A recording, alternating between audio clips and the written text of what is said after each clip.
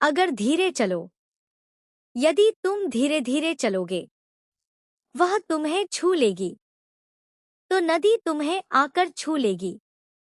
दौड़ो तो छूट जाएगी नदी, लेकिन यदि तुम तेजी से दौड़ोगे तो नदी पीछे छूट जाएगी।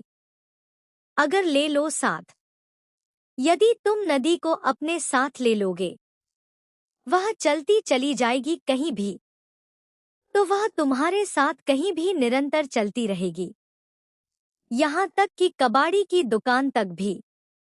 यहाँ तक कि वह कबाड़ी की दुकान जैसी जगह तक भी तुम्हारे साथ जा सकती है। छोड़ दो, यदि तुम नदी को छोड़ दोगे तो वहीं अंधेरे में, तो वह वहीं अंधेरे में रह जाएगी। करोड़ों तारों की आंख बचाकर, करोड़ों तारों की नजरों से छिपकर वह चुपके से रच लेगी, वह चुपचाप अपने आप को रख लेगी।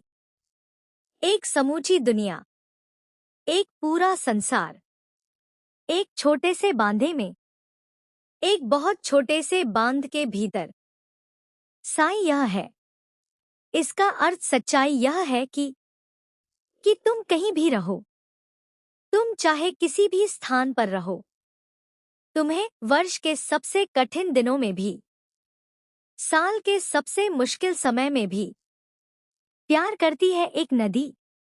एक नदी तुमसे प्रेम करती रहती है। नदी जो इस समय नहीं है इस घर में, वह नदी जो इस समय इस घर के पास या यहाँ मौजूद नहीं है, पर होगी जरूर कहीं ना कहीं, लेकिन वह निश्चित रूप से किसी न किसी स्थान पर अवश्य होगी। किसी चटाई के पास या उस पर, या फूलदान के नीचे, अथवा किसी फूलदान के नीचे चुपचाप बहती हुई, बिना किसी शोर के निरंतर बह रही होगी।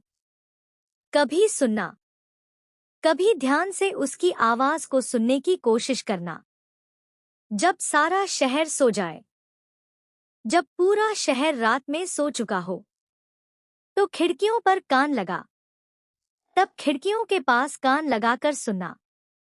धीरे धीरे सुनना, बहुत ध्यान और शांति से उसकी आवाज सुनना।